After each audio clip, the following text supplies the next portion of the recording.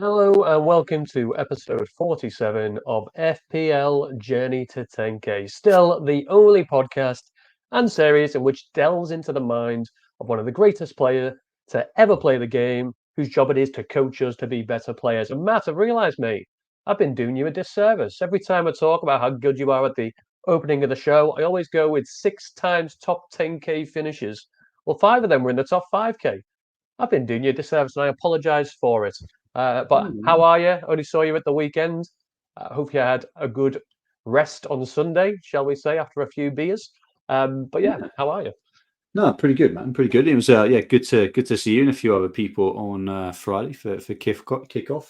Enjoyed it, and I was never going to call you out. I was thinking about those 5Ks versus 10Ks, but I'm too polite and humble to kind of mention that. So Well, I spotted it.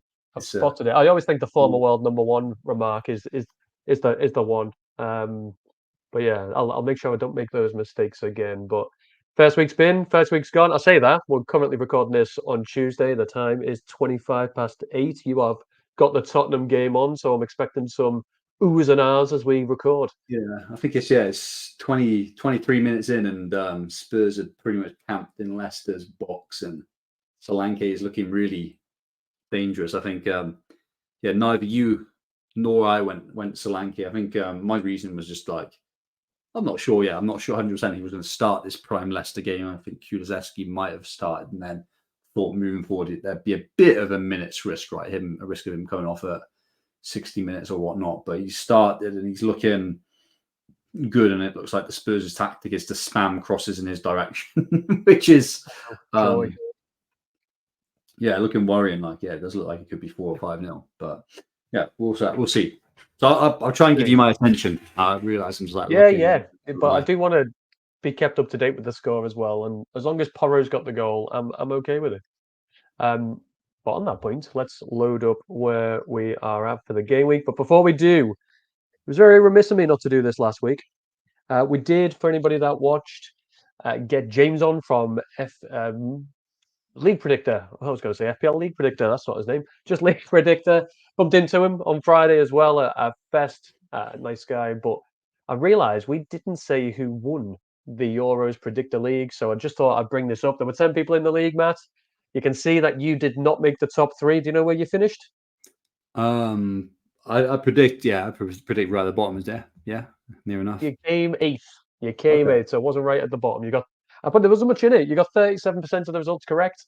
I've ended up 3rd. I took the bronze medal with 43%. But the winner, I should say, 2nd place there, TJ Purr, is the founder of the app's brother. So I feel like there's some cheating going on there. So I feel like I should really get the silver. But the winner, FPL FOMO, he has passed in lots of questions from Matt over the time. So good to see a long-time listener getting the win. FOMO, I'm sure we'll do something for you at some point. Keep messaging me about that. I'm sure we'll sort you out with something. But I thought remiss not to bring it up. So apologies, FOMO, but well done on the victory. But yeah, moving in to game week 1, Matt. How did it go for you? Feel free to start us off. Yeah, so I'm on 52 points now with Quansah to come in for 2, so 54 points really with Pedro Porro still playing. So an average week. I think the kind of thing that made a difference for me was the Salah captaincy. It wasn't a great week, but yeah, unless Solanke goes insane here, it's looking like an okay start, which is cool. And yeah, going into next week, I've got Haaland as a captaincy option. So yeah, I'm kind of happy. But yeah, we didn't announce our teams, did we? So like, it's probably worth like starting with my team, just walking through why I picked these players and like my reflections on their performances. So went Henderson as my 4.5 with Matthew. So yeah, went for that kind of Palace double up. Logic there was just I'm planning a wild card, and that game week 6 is probably where I'm targeting. Now I'm going to have a bit of flexibility, but I feel like that's where I'm aiming. And I think Palace has had marginally better kind of games over Brentford. And I'm just lucky that Munoz, like it wasn't Munoz's goal, was it? He got the assist. It was an own goal by one of the Brentford defenders. Yeah, just lucky that happened because Flecken looked like he was like working his way to quite a lucky haul, and I had Flecken for a long time. So yeah, happy with Henderson. Palace, I think looked okay against Brentford. They've got mixed okay fixtures. So and they look like a solid team. When you just look at that lineup, it's a good team, right? So I think those clean sheets will come. Defense went Porro because of his attacking threat, and I do like Spurs' first 2 games. Game week 5 is a nice game week as well. But yeah, when Porro, he's easy for me to move on as well if I need him to. Other 2 defenders, we'll talk about them now. So I went Burn and Quansah. Not Burn, sorry, Barco and Quansah as kind of starters, and then my bench defenders were Quansah, who'll come on for Burn, and Robinson, who he really comes into the squad next game week, and looked really good against Manchester United. So I'm happy to have Robinson there. But Barco, he didn't start despite being playing most of preseason games and a lot of hype from Brighton fans. I think I've seen on X or on the Brighton forum or something like that, the Barco had a knock, and that's why Hinshelwood played in defence. Now, Hinshelwood is a midfielder, right? So I don't think he would be playing out of choice, right? It's not like there was another great defender coming in, or someone like Milner, who's played in that position coming in. It was Hinshelwood, and by all accounts, he was pretty poor despite the 4-0. So Barco, I'm kind of confident. We'll see what happens in press conferences. I'm quite confident short term, at least, he'll come back in. Like too good not to, and I think it was just like protecting him from a knock, right? So I'm okay with Barco, and structurally he's a 4.0 defender, so I don't need him to start every game weeks, right? So I'm quite cool. I'm quite happy with my. I was predicting. I started Barco because I thought, hey, kind of like Brighton had a good setup. Obviously, they went on to win 4-0, so missing out on potential 6 points there. But glad I was kind of like my mind was in the right place in terms of where Brighton were performing against Everton. Same was with Quansah. So Quansah was always a risk, right? So obviously regret going for Quansah, but realistically, the only other defender I could have really gone at 4.5 was like Dunk, really, but I didn't really want 2 Brighton players, right? There was no other 4.0s that were massively appealing. Of course, now I'd have preferred to have started with Dunk, had the 6 points and a surefire starter. But Quansah, the bet you were making, there's a goal, and it's Porro. Is it? Yeah, it's Porro. A loss, really? Yeah. Madison assist. Well played. Well played. This watch along live's great. I think last time we did this, Palmer scored 4. And we both had him. So that's 1 for Porro, 3. I think we were losing points though, weren't we? Because of his effective ownership, we were losing points there. But it's nice to see that. But yeah, Quansah, I guess the bet I went for is he's going to start. And he started, right? Obviously, he was subbed at 45 minutes, but that's really hard to predict, right? That slot was so radical in changing things around. Now, Quansah, am I going to rush away from him? It's not ideal, and he'll probably drop down in price, but I'm okay to kind of sit out for the time being, particularly because I've got Robinson, who I think is the 4.5 of choice. So I can see the logic why I went Quansah. I think a bit unlucky that he got subbed. He started the game, right? And again, I was betting on a Liverpool clean sheet, so that happened as well. So I can live with that. But defense is looking weak with Porro, Barco, Quansah, Robinson, and Quansah. Midfield, man. I'm happy with 3 of my players. One of them I've got a few doubts now. So got Bruno Fernandes. Fernandes, I think he was up there with top expected FPL performers, right? I think he had expected goal involvement above 1. Had 2 1-on-1s, and he normally finishes those. But that's promising, right? It was promising he was playing as the false 9. It was promising he was playing as a 10. But the issue with Bruno is when he's playing deep, right? So he's creating chances. Now, I'm sure that output will come. Another day, he'd be the top scorer of the game week, right? So I'm happy having Fernandes. As we've seen in the first game week, minute certainty is everything, right? So I know he's going to play 90 minutes plus on every single set piece. So I'm cool with him. Same goes to Eze, right? So Eze had a goal. Bring it up. A goal was a rightful goal was a great goal as well, was ruled out, which was a mistake by the ref. Throughout the game, he was lively, getting chances. So Eze again, he could have had a double-digit haul on another game. So I'm really happy with Eze in my team. Salah, of course, but Salah's the reason I really needed him to perform this game week, right? This was kind of why I brought him in, really, that Ipswich away match. And he was kind of outstanding as he always is. So kind of really happy with that. Gibbs White, it kind of rounds off my starters. I've got Vinks from Leicester on my bench, right? I'm kind of cool with that logic. But Gibbs White, he was like anonymous, really. So bit concerned as well. Yeah, big concern. I think in hindsight, I think I would have preferred, with what I know now, I would have preferred a cheaper midfielder, a 5.5 or even a Rodgers type 5 million midfielder, and stacked out my defense.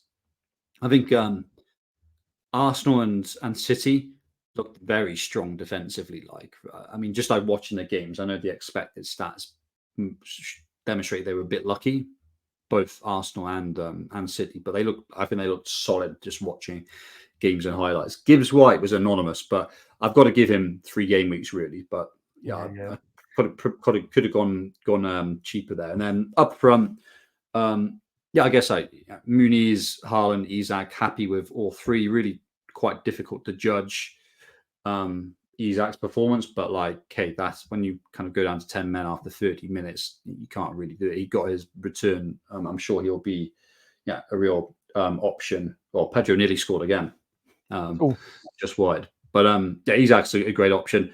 Haaland, unlucky not to get 9 points with that yellow card. Again, he played like he did for periods last season. Not many touches, but super clinical, which is cool. And City's build up was designed with rooting it into him. Muniz, he was fine. Manchester United actually were quite surprising. I think it was a very solid start for them. They looked very good as a team. Muniz is the next 2 which against the promoted sides that matter. Obviously, versus Muniz, an option that I didn't really consider was what I considered but then disregarded. It was Chris Wood. He obviously had his 9 points. 1 shot, 1 goal, right? You can't predict that, really. So, is he the world's most clinical finisher? No.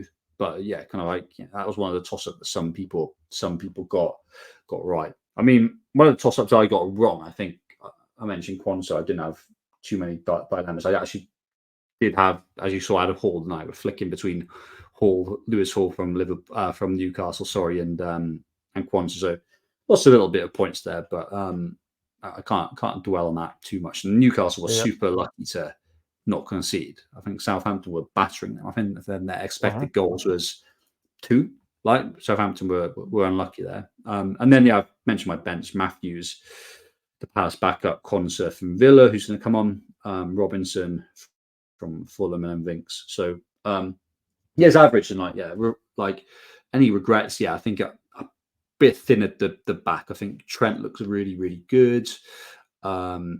City and Arsenal look defensively really, really sound. Now I've got a Gibbs White type player, who didn't look great. It's 1 game week, so I can't give it too much thoughts. I've got a lot of money in Fernandez and Eze as well. They need to start performing, but the underlying performances were there, so it's fine. Barco and Quansah, I can't really dwell on it too much. I think the logic was there. Brighton and Liverpool took a clean sheet. Barco, you can't predict Hinsel starting over him. No one knows. He's a decent young player, right? But he's a midfielder, right? And Quansah, that's hard to. Konate is a rotation risk for him for sure. But the first game, I thought he'd play. He did, and then got subbed. So I can live with that. Just 4 million rank now, which should probably go up a little bit higher based on Porro scoring. So 2 off your bench. And obviously Quansah's got to come off as well. So solid, man. You're obviously on 49 points now with, again, Porro to play. I think the main difference is you captain the wrong player. Yeah. Exactly there. Quite a few frustrations to me. Similar setup in terms of the back line. Got Porro. Before you go into it, I need to hold you to account though, because I think you said the differentials that we were picking last year, whoever lost would have to pick a captain, a defender, game week 1. Now you'd have been better off, right? Trent with his 8 points. I'd have captain Trent. Yeah, that dishonesty is coming back. It's coming back to you. Huh? It's how many points is that difference? 8 instead of 5, 3 points. If you beat me by less than 3 points, it's because I didn't stick to the rules. There you go. But my defense, Henderson's the same as you. I was looking at games. I had Sells for quite a while because I really liked the look of the Nottingham Forest fixtures, and I spoke last week about the Forest stats under Nuno. Their defense is the 4th best in the league since he came in, so I really like them as a backup. But I wasn't comfortable going Sells and a 4 million keeper because quite easily Miguel could come in. So I decided Yeah, instead to do Henderson and Matthews and then bring in a Nottingham Forest defender, which I did in Aina. Very unfortunate he got injured, so he went off after 53 minutes. If he'd have got injured 10 minutes later, that would have probably been a nice yeah. little 6, 7, 8 pointer. But they did Okay. concede, so I've only lost a point really, so I can't complain too much. But my defense has basically been built around Trent. I've looked at it. Quansah and Aina swap fixtures very nicely, and Pedro Porro and Robinson swap fixtures very nicely. There'll be some games that I decide I'll play four at the back and I'll bench Jacob Murphy probably, but I'll always have at least three I'll be happy with. Trent, I think I said last week as well, was probably the biggest lock in my team, and I was very very happy with what I saw from Trent. And we'll come on to the Yeah, stats yeah. and who performed well, but he looked incredible. He put an absolute sitter on Jota's head and he headed it wide. He gave an absolute sitter to Diaz one on one with the keeper and he hit it over. He was incredible in that game You, and made a lot of chances. you think Jota being So like the world's best finisher would have put that away, you'd but think, you'd think he headed it wide. no, I think you look this. very Um, you look very dangerous and like we'll see if it's an Ipswich thing because I think Ipswich have got high lines. Like that's what you got yeah, to bear in mind. It was Ipswich, right? yeah, So like let's wait and see. But yeah, I thought you looked very dangerous coming in and playing through balls like all over the place. So yeah, I'm already planning game week 3, game week 4. What routes do I have to get to him? Like I think yeah, yeah, he was impressive. yeah. Yeah. Really good. Look really good. But that was my defense. I'm happy with the defense. I'm not gonna unless I find out Aina's injured for a long term, I'm not gonna really do I anything with the defense. I'm I not playing mean, Aina this week anyway. yeah, you've gone quite you've gone hard in the defence, and you've got Porro and Trent who play most weeks Or Brent. presumably, and then you've got Robinson Nice and Quansah, rotation. right? So you're very well covered, right? So some good Yeah, yeah. teams there, like presumably it's Porro, Trent, Robinson. Like I won't even sweat it, even if he is injured long term. That's it. He'll sit. He'll sit on the bench this week. With Quansah, you've nailed it, by the way. Quansah is the other one on the bench as he's playing Arsenal. So it'd be Yeah, Robinson, Porro, and Trent. yeah. Spoilers. Midfield, we'll go over the ones that you've already gone over. I don't mind Gibbs White. I got hurt by him last season, and I'm getting hurt by him again after one game week. Mhm. But it's the fixtures for me. I wanted the 90-minute man. He's on set pieces. He'll take the penalties. He's not a long-term hold because I don't think the Forest attack is good enough for it to be a long-term hold. But just as a bit of a differential for the first 3, 4 Well, game weeks, I didn't mind him. well, Goal. no, I no. know. I was going to say with Gibbs White, there wasn't too many players at his price or below who performed, and like the highest owned player was Nkunku, right? And I think we Yeah, both. I was with him for a while, but that was, I said I just haven't seen the guy play. He's been injured for a very long time. Chelsea have loads of options, and he's probably a minute's risk, and he did. yeah. Unluckily, Fifty-seven, he 58. came off on he came off 58 minute for 1 point. So it's far too early to say I told you so, right? Because he could play Yeah, striker against Wolves. That was this Man City game, right? So that was always the write off. But I believe they've just signed João Felix from Atletico. So yeah, that's yeah, yeah. another 10. Mhm. Dewsbury Hall's a 10. Palmer's a 10. Yeah, there's lots of options. There's lots of like Enzo Fernandez is a 10. He played as Too 10, many. right? So um, I was worried watching him though. Actually, he didn't really do too much on the ball. I think Rico Lewis had the better of him. It was a really good performance, but he was getting into like drifting into good positions, right, which is always concerning. But yeah, like one up against that Yeah, Nkunku kind of bet. So we'll I think take it. We'll take the yeah, +1. yeah, I Um, would now prefer more money my bench rather than Gibbs White on my yeah, midfielder. But like it's really early, right? He can that's jam an it. assist That's or a it. goal right in the next couple. He's got what Southampton and I can't think of his home game is, but he's got two nice fixtures. So I'll give him it. The frustration for me, Jacob Murphy, that being the sacrifice thanks to Shah's red card, made up when he started because he had an absolutely Yep. stormer in pre-season. Newcastle started off fairly quickly against Southampton. Then it's kind of dying down, and then Shah decided to get himself a red card. And unfortunately for me, Murphy was the one that made way for another defender. So he ended up on 1 point. I'm hoping Howe gives him another start next game week as an apology for him being the makeshift player to come off. But I'll give him another game or two. But again, he's not a long term thing for me. He's just there was nobody else at 5.5 I wanted. So he came in, and then up front, we've touched on Haaland and Muniz. I ended up captaining Isaac. Just thought he'd have a home to Southampton a better chance of scoring. I think the bookies thought he did as well, if I'm not mistaken. Like there was not much in it. I 57 to think I was 52% really or close, something. wasn't it? I mean, Yeah, really my close. my logic on Haaland was like, it's not Haaland, sorry, on Salah is Salah, but also it's just the extra point for a goal for a midfielder and the clean sheet Clean sheet. point. Just Yeah. it can work. But yeah, like it was super close, so you can't really predict that. So yeah, That's it. I never I'd be wavered. happy with the structure. I mean, looking at your team, defense is really good, midfield is looking good. Yeah, I mean, I probably prefer your structure to mine actually now, like based on what we've seen. I just need Fernandez to perform like massively. Murphy is a worry for you, I think, but like Yeah, you'd hope that he starts next game week and then you can reassess, right? So yeah, I think exactly it's that. looking cool. Your team. Exactly that. But it just felt the couple of 50-50s. I think on last week I was on Wood and Smith Rowe. Ended up changing it to Gibbs, White, and Muniz, and 8 points down Yeah. based on that. Shah's red card cost me Murphy. Aina's got injured. Eze got a disallowed goal, and Haaland got a yellow that wasn't a yellow. So there was a lot of a lot of kicks during this game week. But welcome back No, FPL. This is why we love to hate it. it's all good. It's all good. I mean, this was always my week to break even, right? Because I've got no Arsenal players, right? And Arsenal played the Yeah, Wolves, and Arsenal did look excellent, right? And actually, all the players that needed to score points scored points. For people like Saka scored 12, right? Havertz scored 12, didn't he? So, um, clean sheets. yeah, clean sheets all round. But that was the damage and Salah for me, like as captaincy, mitigated that. I could have gone Saka and a better defender. I think I would have just edged out more points with this kind of structure. So yeah, this was always the week that was going to be tougher for me. Yeah, So yeah, I'm same. But glad we I've will kind of come on. go now. Yeah, and we'll come on to the fixture ticker and why maybe no Arsenal makes sense. Hmm. So keeping them hooked, Matt, with little comments like that, keeping them hooked. But before we move on to that, it is worth I say worth bringing this up.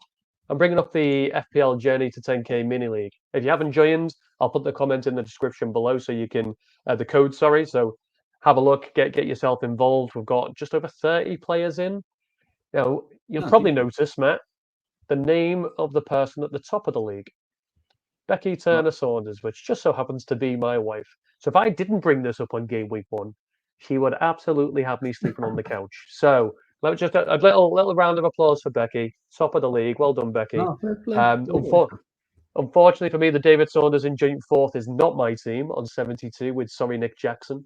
But yeah, any names you recognise? There's a few in there. FOMO already Yeah, won the Euros league, and FOMO. he's going to win this one. They seem to be the person to get some predictions from. Yeah, big FOMO is scores there, on. right? Wow.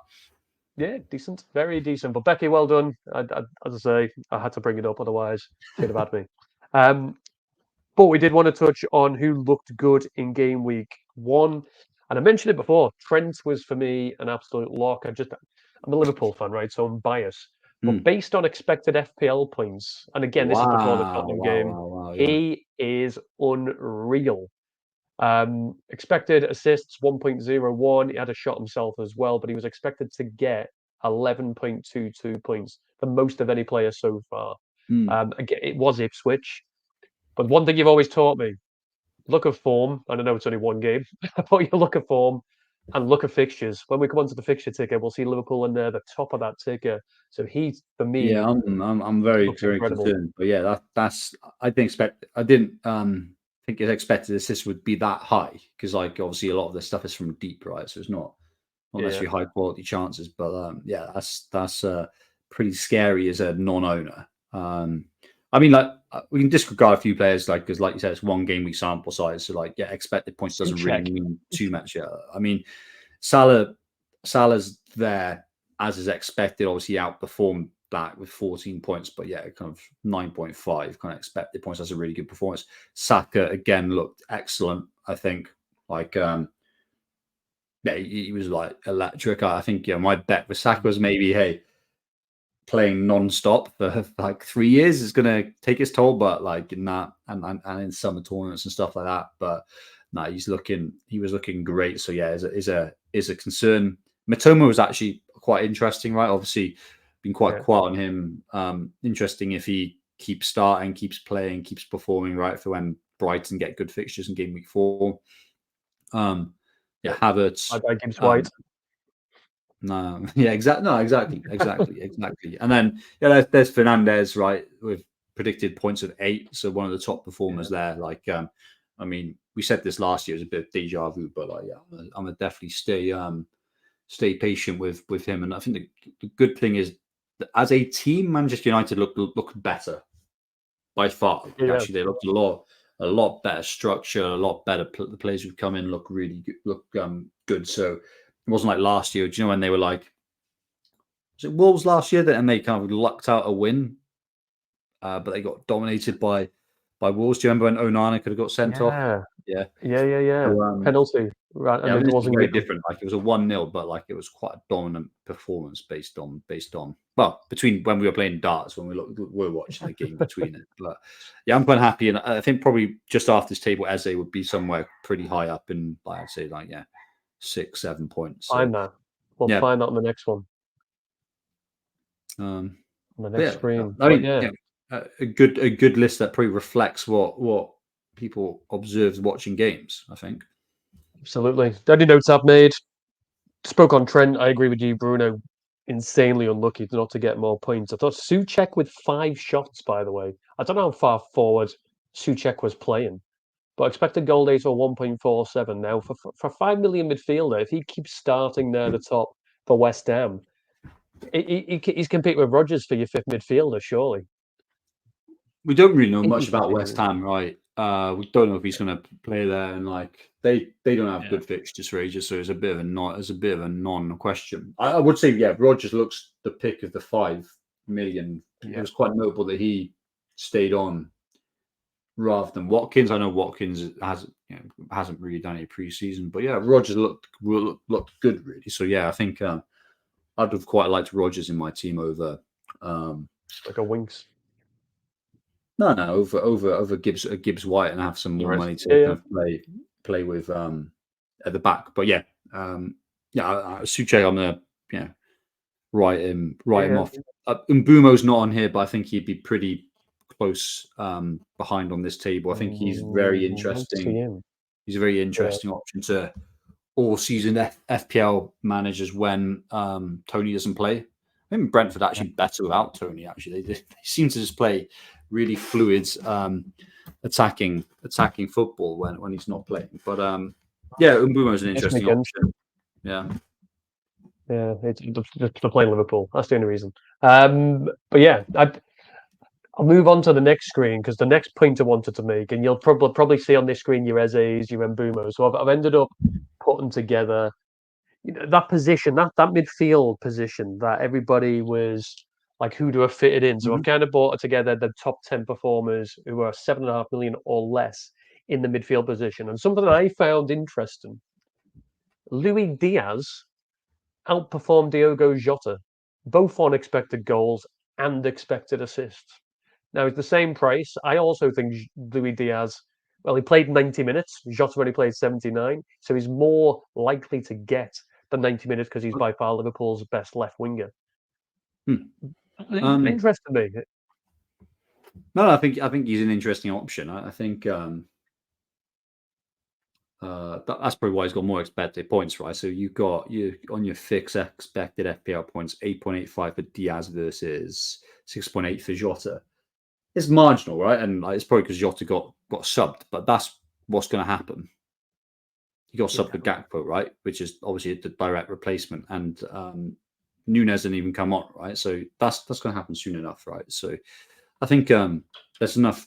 If you don't have Jota, there's enough to say wait and see between those two. Diaz could be the better pick, or Diaz could leave the club. Who knows, right? And like rumors of a Diaz out for Gordon in, which would be like the mother of all downgrades. But I mean, should we go through the these expected FPL points of the last game week, 7.5 or less. Suchek, not very interesting. Diaz, interesting. Matoma, interesting. Joe Linton, Onana, not very interesting. Jota, incredibly interesting. Obviously, if he keeps playing as a forward, Semenyo, I think is interesting for Bournemouth. It'd be interesting to see if and when they get a penalty, who's on them. Tielemans, not for me. Prepared the Yates, not for me. So there's a few interesting names there, but obviously you've got a caveat. It's one game week, and obviously it's heavily skewed by teams that have played in dominant performances and against weak teams, right? Absolutely, because I'll tell you some of the big people that aren't on this list at this price point. Anthony Gordon, expected goals 0. Well, he had a stinker, so I think again, I'm glad, and I didn't go for him because of the minutes ultimately, right? And I think he came off at like 60 minutes and whatnot, but he was quite poor. So glad I avoided that. Yeah. Even expected assists 0.05. Gibbs White, unfortunately for me and you, expected goals of 0.07, expected assists of 0.11, and Smith Rowe, expected goals 0, expected assists 0. So tough fixture. It was away at Old Trafford. Smith Rowe was positionally was okay though, right? So I think he's in for next game week, right? For people, the next 2 game weeks is when he comes in. But it was interesting. He did impact Andreas, who was a really nice cheap midfield option. He played as like a number 8 rather than number 10 when Smith Rowe was there. When Smith Rowe got benched, and of course Smith Rowe was going to get benched, right? He got benched at 60 minutes or something like that, enough to bank the clean sheet point. Yeah. 3 points. So he matched Fernandez, like obviously completely different performances. Yeah, I'd be happy with Smith Rowe on my team. I'd be happy with him.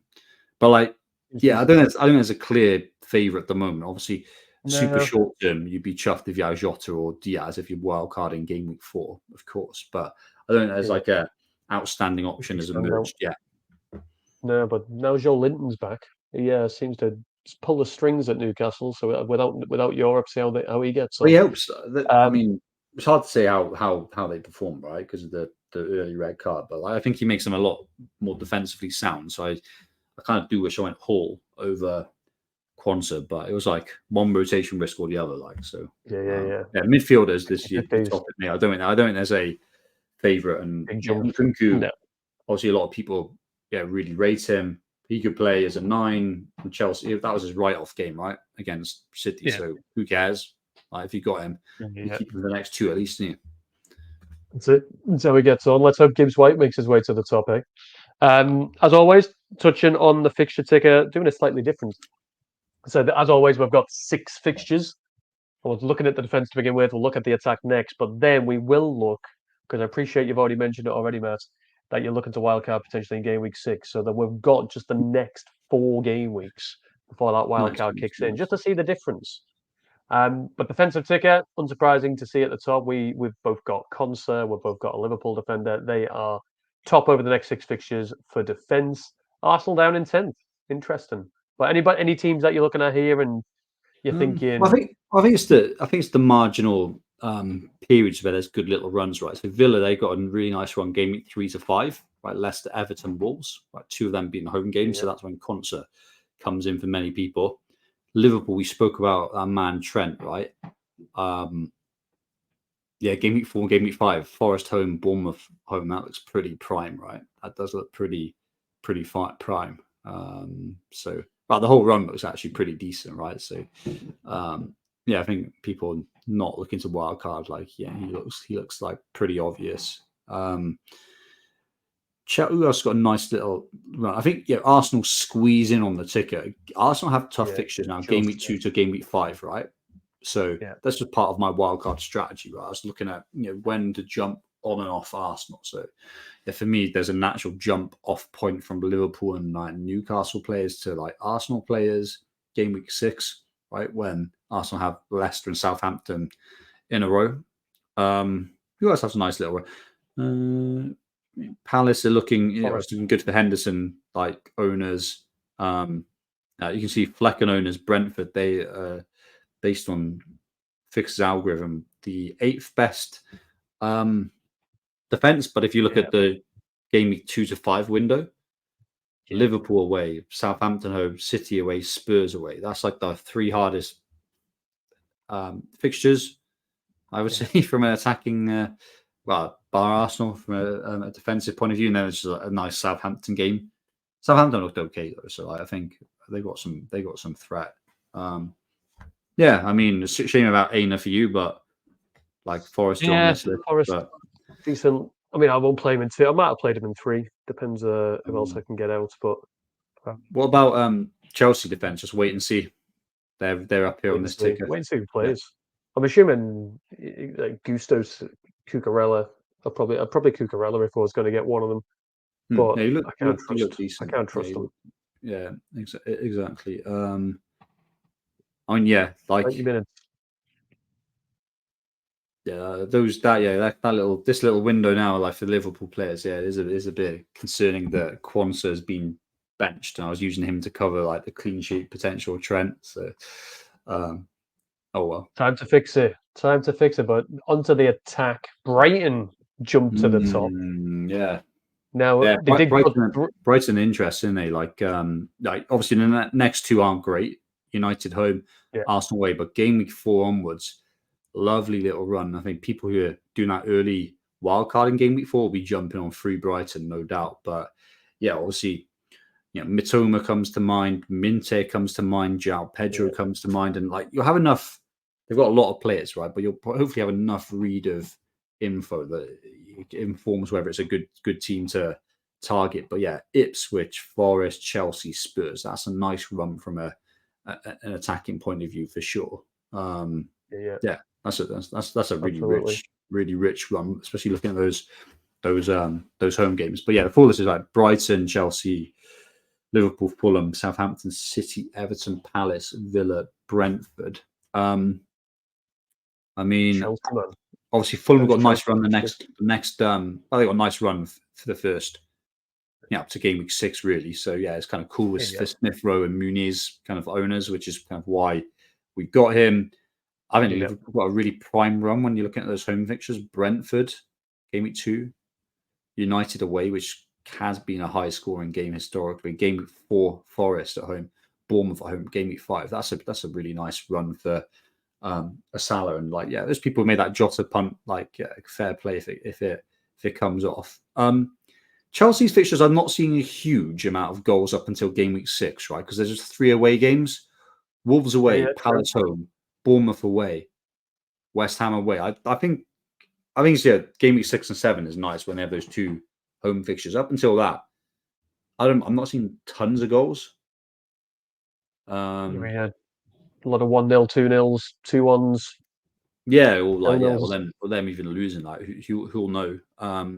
I think Wolves looked all right against Arsenal in spells. You'd like if Wolves beat Chelsea at home. It was an equal game. It was an equal game. I think when you looked at expected goals, like they were quite solid to keep Arsenal out, and obviously that's an incredibly strong Arsenal side, right? So I think it won't be easy for them. Obviously, we've got Southampton for rotating attackers. They've got some nice fixtures within that run.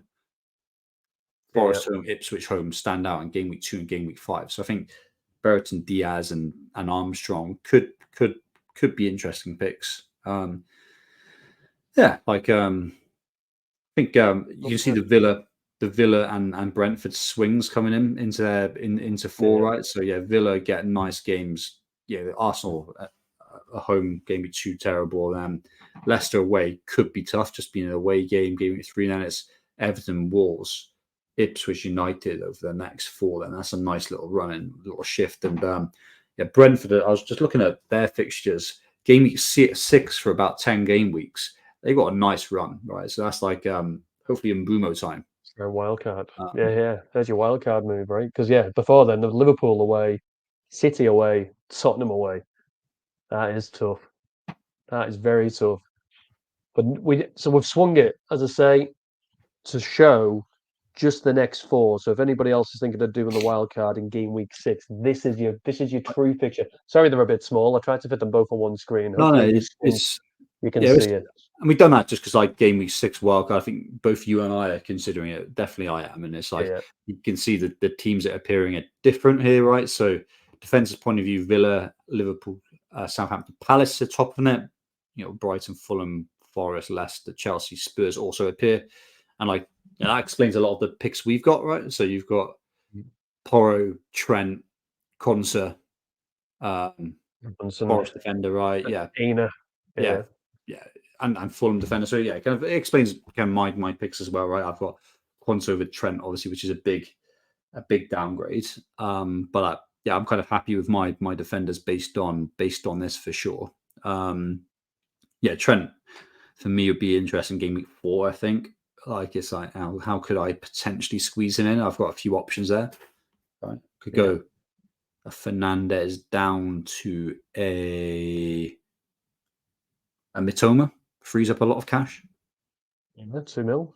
João Pedro coming in frees up a bit of cash, right? So yeah, I've got options that I can play around with, which I'm kind of excited to play around with. And yeah, attacking point of view, next 4 games according to Fixed, the easiest fixtures are Fulham, Southampton, Liverpool, Brighton, Palace, City, Everton, Newcastle, Villa, and Wolves. So you can kind of see those really nice runs for certain teams like Liverpool, Fulham. You can see Brighton just getting game week 4 onwards looks kind of really interesting swing. But validate some of my picks. I think a notable team that don't appear here, and we've spoken about before, is Arsenal, right? So they had that easy Wolves opening fixture. Well, tough opening fixture, but they not statistically, but performance wise, won comfortably.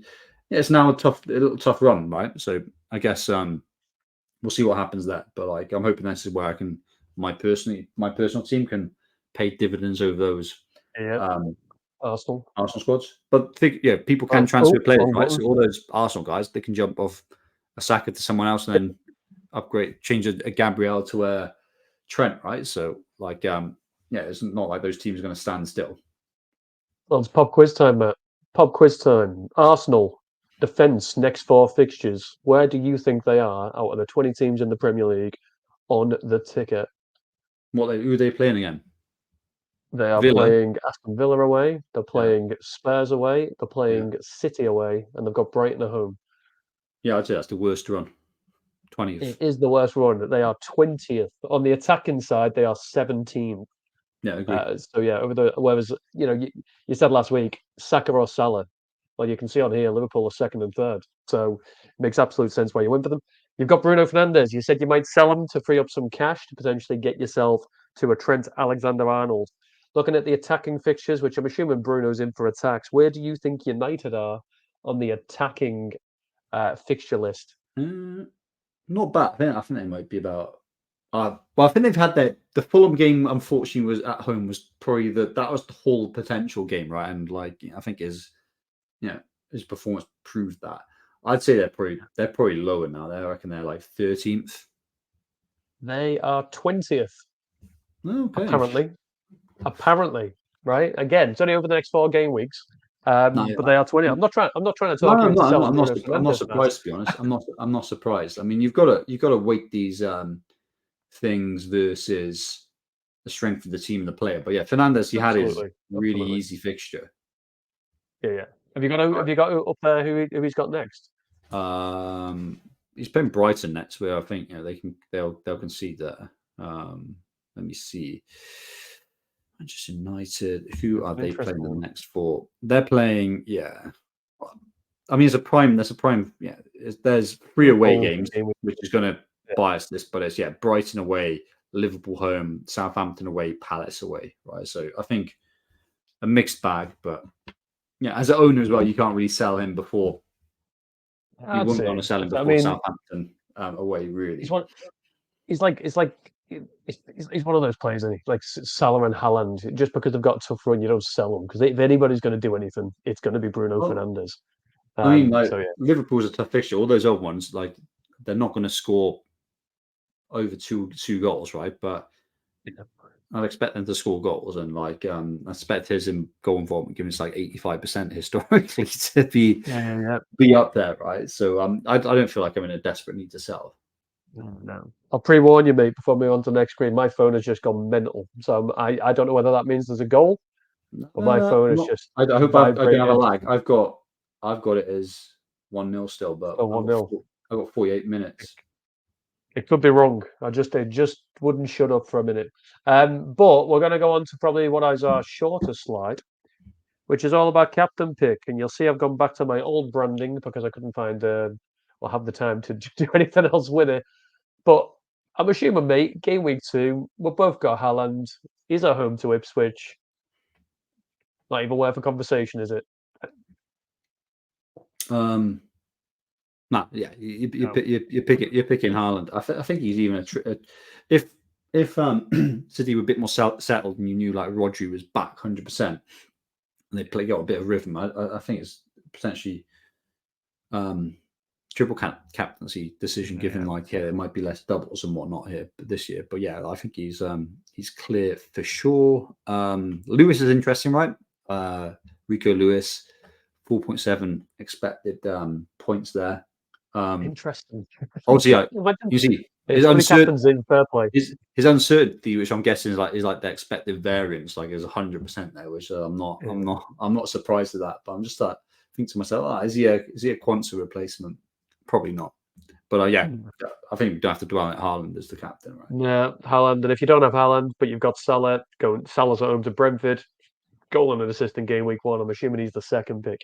Yeah, for sure. So yeah, there you go. Haaland it is. Now, would you go bringing Foden? back, By the way, would you go Foden? Because I think some people are if I had considering him, bringing in a Foden. I wouldn't trust him after 45 minutes or less against in the first game week. I wouldn't be bringing him in. I think it's like if I had him in my squad and I didn't have, I know there was a lot of my first draft was no Haaland, but I'll have Foden. If I didn't have Haaland, I think I'd go Salah, even if I did have Foden. I think if you Salah would didn't be have my pick because Salah, I know he's going to get 90. If I didn't have Salah and I didn't have Haaland, I'd go whatever City player I've got. I'd ask myself what I was doing, but I'd go for any City player I've got. If I didn't have either, I'd be like, why am I here? But I'm sorry if you're listening, you don't have either. You'll probably beat me this season. But yeah, we're going to bring back differentials. Now, because I cheated and I didn't captain a defender, 2 things are going to happen. Number 1, without looking, you get to name a game week and I will captain a defender in it. And it can't be in the next 4 because I know you know those fixtures. So it needs to be one in the future where there's no bias. game week 6 would be interesting, right? For a game. You know what the fixtures are. You can't do it. Let's do a random one. Let's do game week 19. Game week 19, right? People that are listening, hold me to account. In game week 19, I will forcing you to have Trent a essentially. defender. That's what I'm hoping for. Trent, Gvardiol. That's about it.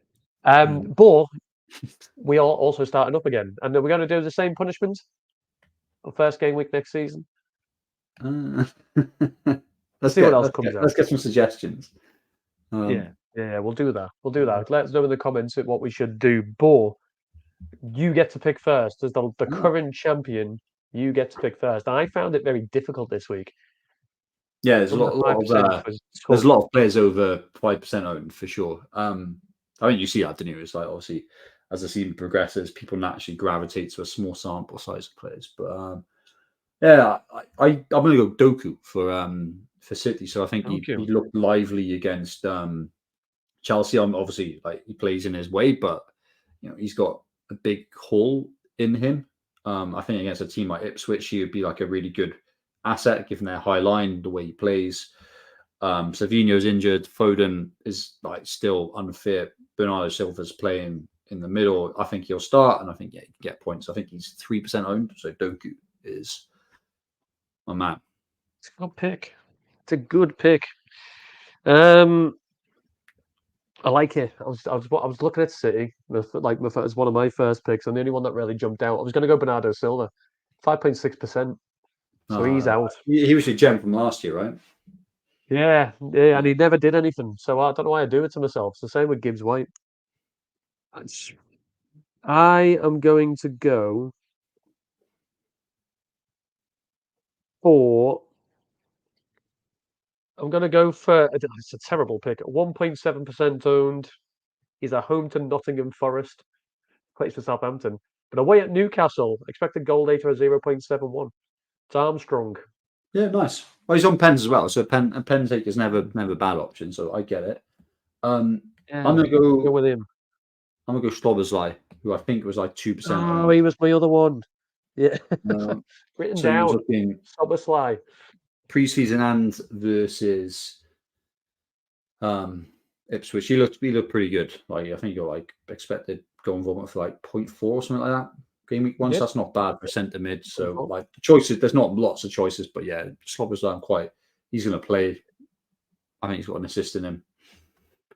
He also seems to be playing with under slots football. He seems to be playing a lot further forward compared to what he was doing under Klopp. So I think it's a good pick. Now I'm between two, and it's whether I go for the guy I reckon is guaranteed to get 90 minutes, or I go for an old favourite in Nicholas Jackson, who is got Wolves, but I think Wolves were decent, so I'm going to dodge him. I'm going Matoma. Yeah, nice. 3% owned. He's at home to Man United. Yeah, nice. But he had against Everton away, expected goal involvement of 1.01. So I think he's playing well. He's got a bit of United history as well, hasn't he? He's a good player. So he's a decent player. I get that. Yeah, Brighton. We'll see. They're a great team this year, but like, yeah, good start. Oh, Solanke's had a point blank shot saved. Surely that means he's going to get subbed. That's what we want to see. Get off the pitch. Bring on Richarlison. But we're going to go. Oh. No. We're going to go Doku, Soboslai versus Armstrong and Matona. I'm not going to lie. I prefer yours. I've gone to game week 19, mate. It is on Sunday, the 29th of December. Liverpool away at West Ham. Not a good fixture.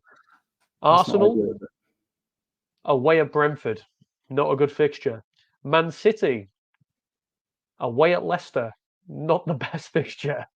Man United and Newcastle play each other. Villa and Brighton play each other. That is a dreadful week to be. Tottenham have got Wolves. That is a bad week. Haaland Leicester feels like a no-brainer, right? Yeah, but I can't captain them. Exactly. Physically picked. So I'm gonna have to go Gvardiol or something. Okay, I don't have to think about that for a few months. But before we close up, let's do what we always do: team reveal time. Appreciate it's only Monday, Matt. So this may change. We're not going to hold you to account. But straight off the bat, what are you thinking? Where were your thoughts at? Yeah, so I'll read out my team for those that can't see it. So Henderson in goal, West Ham home. I'm starting Quansah at the moment, Brentford home, but like I'm gonna wait for. Oh, Vardy scored. Vardy, what a guy! You gotta love that, don't you? Jeez. Although I think that means when I've got a defender, it's less likely for Solanke to get subbed now, though, isn't it? Because they need to chase a goal. Although he's been missing a lot of chances, like so maybe Kulusevski and Richarlison on. A good guy, anyway.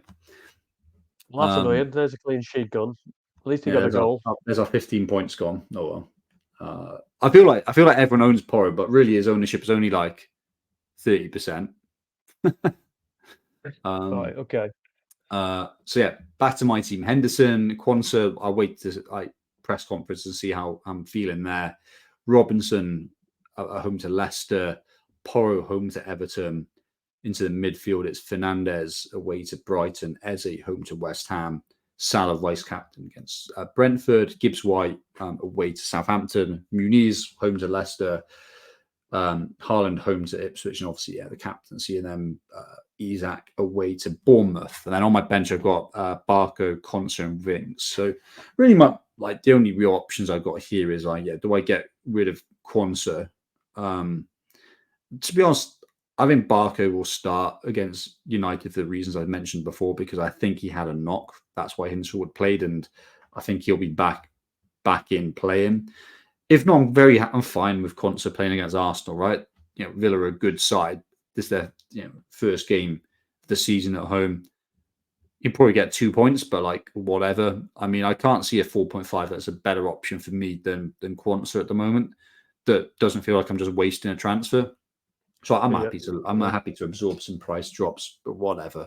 I mean, if I didn't have Robinson, I'd consider moving to Robinson, right? Because he has the really nice next games. But like Rico Lewis, is he an upgrade? No, that's one rotation threat to another. Like Rico Lewis will probably play Ipswich, but I suspect he'll be benched for Walker. It's far too much of a kind of threat there.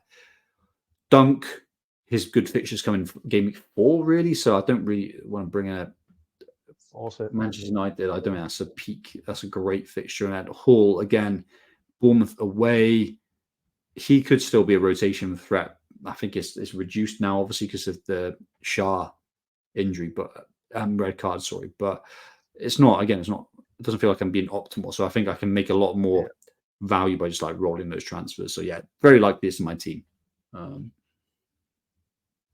Nice and easy. Exactly, nice easy. Likely rolling. Haaland captain, Salah vice. Mine's going to be just as quick, I think, pal, because I don't see me doing any changes whatsoever. Not too dissimilar, I don't think. But yeah, Henderson and goal are home. All the back lines are home. So Henderson, West Ham, Robinson, Leicester, Trent against Brentford, and Pedro Porro against Everton. Also got Eze and Gibbs White and Salah my vice. And hoping Jacob Murphy away at Bournemouth will get a start as an apology. And and Howe should apologise to him as well. And he should apologise to me, Eddie Howe. If you're listening, Eddie Howe, I'm expecting a phone call. Up top, Isaac, Muniz, and Haaland is the captaincy. Always going to be him. And now with you, mate, I've got Aina on the bench. He's not going to play this game week anyway, and I'm pretty sure I've got the cover next. If push comes to shove next week and he's not back, maybe I'll make a move if he's out long term. But I'm playing Robinson. I'm playing Trent. I mean, I can play Porro at 5.5 million. So I don't really need Aina. So I'm not going to rush into any move there. So yeah, that'll be my team. Aina on the bench, Winks and Quansah. Quansah ready for game week 3 potentially. So yeah, not much change. You know what that shows? We planned, pal. We planned for the long haul with our teams. That's what it means. Yeah, I mean, like Aina you can't really, like, you've got a great starting 3, so moving Aina again, like, would be a bit silly, I reckon, just because, like, even if he's dropping in price and confirmed out the leg break, right? He won't be, but like, yeah, the worst case scenario. It's like bringing in a player for okay, game week 4 is when you need to make a transfer. Yeah. Right. You're not going to start any of the options that you can replace Aina with over Robinson, Trent, and Porro the next 2 game weeks. So absolutely. Don't waste the transfer.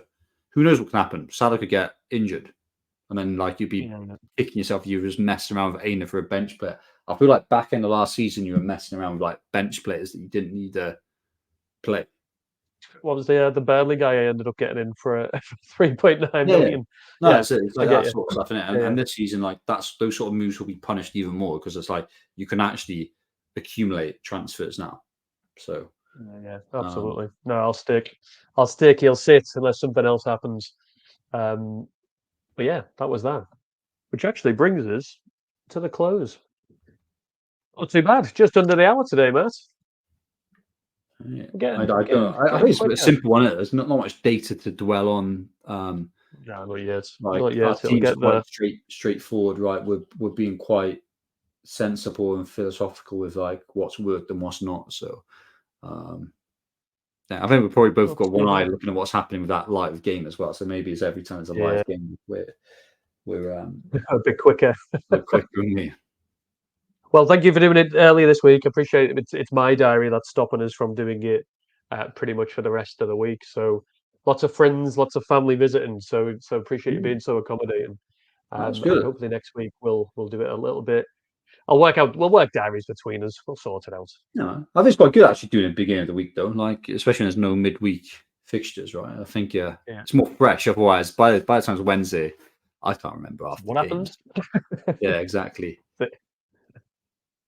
But yeah, you looking forward to game week 2 already? Get this one behind us and move on. And I think there's a few players. Yeah, a few exciting options now. It's like Fulham players should be exciting, right? Yeah, should be. And we've got 2 each, I believe. We've both got Muniz and Robinson. I promise you I didn't copy him. I promise you I didn't copy it. I swear. No, I think you got there first. I think you got there first. So yeah, yeah, looking forward to it. We had like lots of pain first game week, so I'm sure there'll be many more game weeks of that. But we had a bit of pleasure as well. So Yeah. yeah. That's it. Well, welcome back. Welcome back. We're fully amongst it, and I'll let you get back to the last half an hour of the Tottenham game, and I'll go and watch it myself. I'll sit and hopefully cheer on Porro and Solanke benching. But appreciate your time, mate. Appreciate your time, and catch up with you next week, pal. And to you, the listener, No, thank you sounds for good, your man. time as You well. take care. Sorry. Thank you. But thank you to you, the listener. If you aren't subscribed, please do. It does help us out. Really does. We really are pushing for the 1K milestones. If you can help us get there, it's free. Helps other people find us as well. And it's a big thank you from us if you can do that. But whatever you do with your team, best of luck with it. And hope your points have been great in game week 1, even better in game week 2. Let's see some green arrows, and we'll catch you to chat about what happens next week. All the best.